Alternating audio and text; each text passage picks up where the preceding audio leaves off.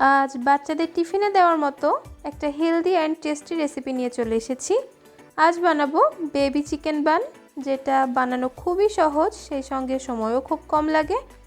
এই বানটা বানানোর জন্য কোনো ওভেনের প্রয়োজন নেই, গ্যাসেই বানিয়ে দেখাবো একদম পারফেক্ট বেবি চিকেন বান। তার জন্যে প্রথমেই একটা বোলের মধ্যে 1 টেবিল চামচ ইস্ট দিয়ে দেব, তারপর দেব 1.5 টেবিল চামচ চিনি, সাথে উষ্ণ গরম জল দিয়ে ভালো করে একটু মিশিয়ে নেব।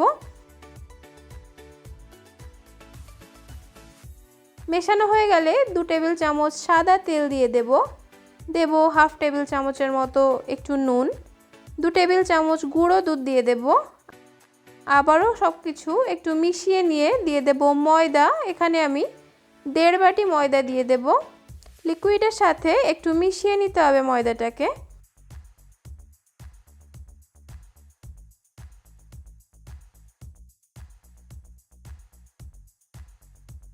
এবার বেশ খানিকটা উষ্ণ গরম জল দিয়ে একটু সফট ডো বানিয়ে নিতে হবে। ডোটা কিন্তু অবশ্যই সফট হতে হবে, রুটির মতো শক্ত ডো হলে কিন্তু একদমই হবে না। মেখে নেওয়া হয়ে গেছে। এবার ভালো করে ঢেকে রেখে দেব 15 মিনিটের জন্য।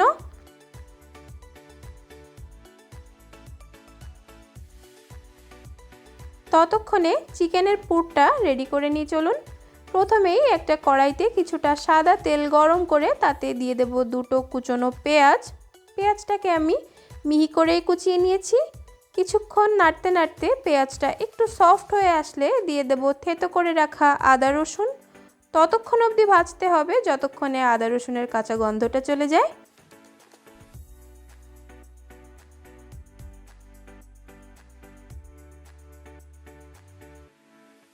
এখানে পেঁয়াজ রসুন আদা কোনো কিছুই আমি খুব বেশিক্ষণ ভাজবো না। এবার চিকেনটাকে অ্যাড করছি।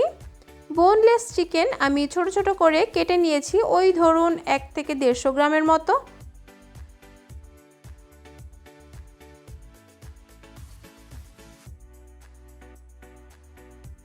গ্যাসের ফ্লেমটা একটু বাড়িয়ে চিকেনটাকে ভেজে নিতে হবে। দিচ্ছি পরিমাণ মতো নুন, সামান্য হলুদ গুঁড়ো, কাশ্মীরি লঙ্কা গুঁড়ো খুব অল্প পরিমাণ, এটা একদমই অপশনাল। দিচ্ছি গোলমরিচ গুঁড়ো আর দিচ্ছি 1 টেবিল চামচ টমেটো সস। সব কিছু একটু মিশিয়ে নিচ্ছি।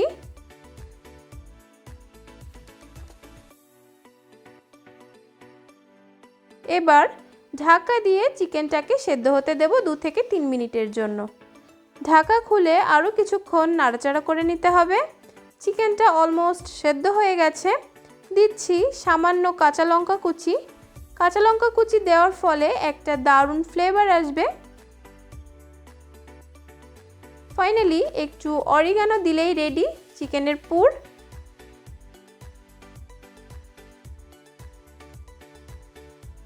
এবার ডোটাকে আরেকটু ডলে ডলে মেখে নিতে হবে।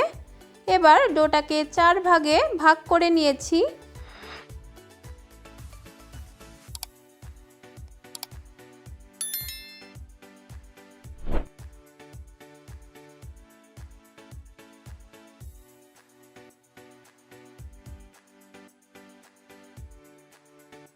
এক একটা ভাগ হাতে নিয়ে এভাবে চেপে চেপে বড় করে নিতে হবে।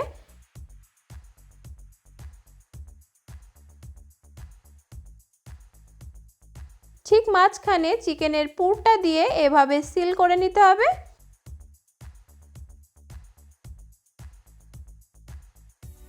এবার হাতের তালুতে রেখে একটু গোল আকার করে নেব।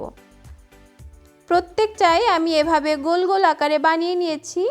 এবার একটা থালায় তেল ব্রাশ করে বানিয়ে রাখা বানগুলো রেডি হওয়ার জন্য বসিয়ে দেব।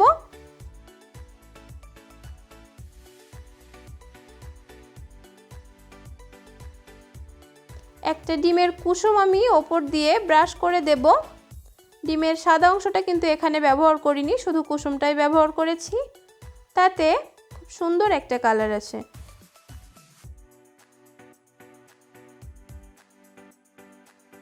এবার ওপর দিয়ে দেখার সৌন্দর্যের জন্য সাদা তিল ছড়িয়ে দিচ্ছি।